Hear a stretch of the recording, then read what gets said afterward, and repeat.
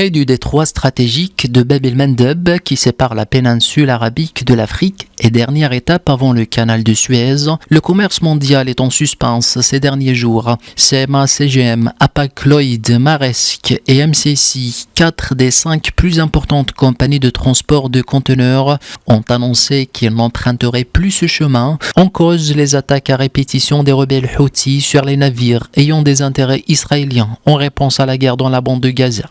There is an unease in the shipping industry.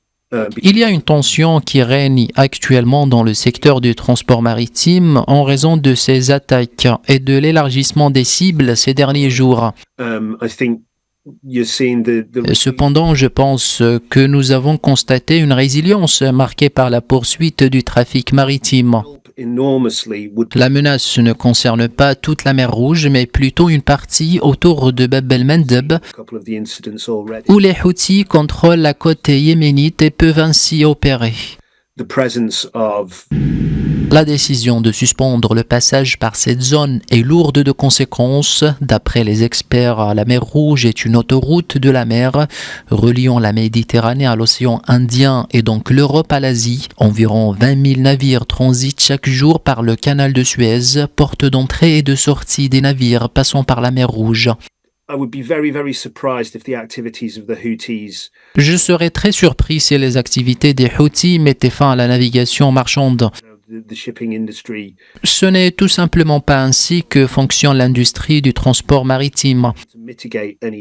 Il va falloir se mobiliser pour atténuer ces menaces et maintenir le trafic, comme ça a été le cas dans des conflits récents tels que celui en Ukraine avec la fermeture de certaines zones de la mer Noire, ainsi que dans des événements historiques comme la guerre entre l'Iran et l'Irak, où des navires ont été attaqués par des missiles et le commerce a toujours perduré.